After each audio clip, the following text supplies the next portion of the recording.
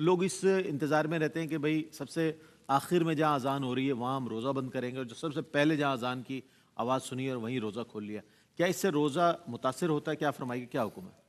بسم اللہ الرحمن الرحیم. اگر مستند ذرائع ہیں پھر تو یہ آگے پیچھے میں تو کوئی مسئلہ نہیں ہے، لیکن جانب تقوی اور احتیاط اسی میں ہے کہ افطار اس اذان پر کریں اگر کرنا چاہیں جو سب سے اینڈ میں ہو، اور سحری اس پر کریں کہ جو سب سے پہلے بند کروا رہا ہو اگر چینل سے آپ کر رہے ہیں تو.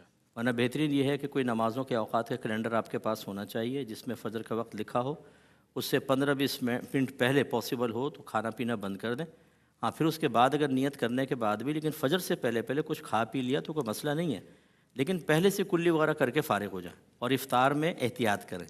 بعض اوقات تو باہر بچے او کر کے سارن بجا دیتے ہیں، لوگ اسی پہ کھجور منہ میں رکھ لیتے ہیں، بعد میں گالیاں بکتے رہتے ہیں، تو اس میں تھوڑی احتیاط کرنی چاہیے، بچے بھی شرارتی ہوتے ہیں. ٹھیک ہے. اچھا مصطفیٰ، ایک چیز عام دنوں میں یہ سوال آتا ہے کہ کوئی ظاہر ہے سونف یا پان یا گٹکا کوئی ایسی چیز کھا رہا ہے حالت وضو میں، تو کیا ایسی صورتحال میں تلاوت کی اجازت ہے، تلاوت کی جا سکتی ہے؟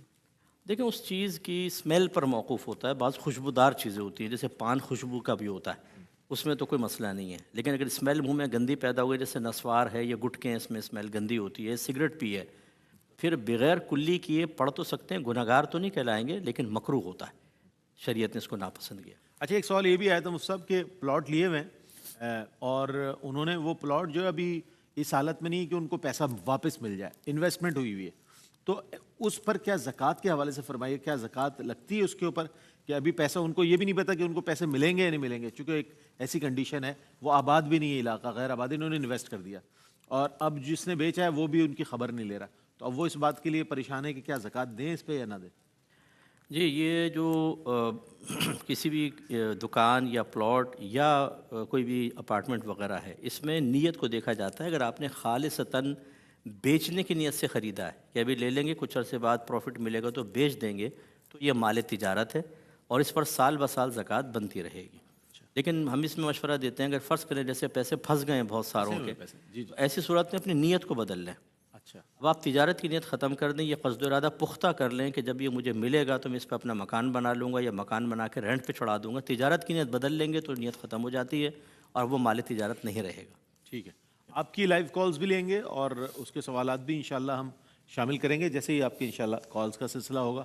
آپ کے پاس جو مفتی صاحب سوالات موجود ہوتے ہیں اور آن لائن آپ کو ملتے ہیں، میں چاہتا ہوں ان کے بھی جوابات ہمارے ناظرین تک. جو تراویح کے بارے میں کسی نے کہا تھا کہ کچھ خلاصہ اس کا بیان کر دیں، تو یہ یاد رکھیں کہ تراویح جو ہے وہ رمضان کی تمام راتوں میں 20 رکعت ہر عاقل و بالغ مسلمان مرد و عورت کے لیے پڑھنا سنت موقدہ ہے.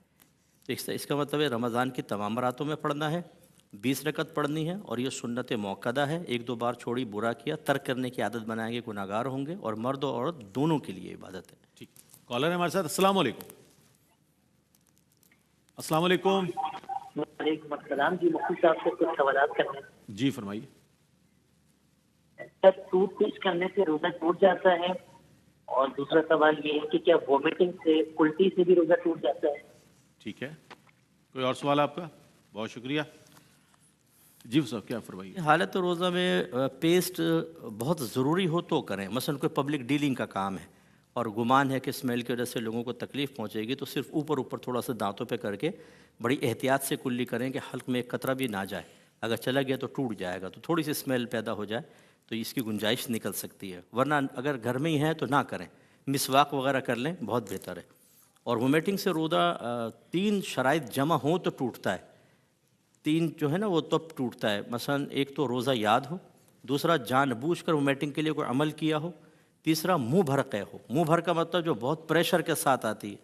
اگر پریشر کے ساتھ نہیں آئی، مثلا 3 میں سے ایک شرط بھی نہ ہو، مثال کے طور روزہ یاد نہیں تھا، جان بوجھ کے کیا، منہ بھر آ گئی، نہیں ٹوٹے گا. روزہ یاد تھا، جان بوجھ کے کیا، منہ بھر نہیں آئی، یعنی تھوڑی سی آئی، نہیں ٹوٹے گا. روزہ منہ بھر کی، جان بوجھ کے ہوا، روزہ یاد نہیں تھا، نہیں ٹوٹے گا. تو یہ 3 شرطوں کا اجتماع ہوگا تو وومیٹنگ سے ٹوٹتا ہے، ورنہ نہیں.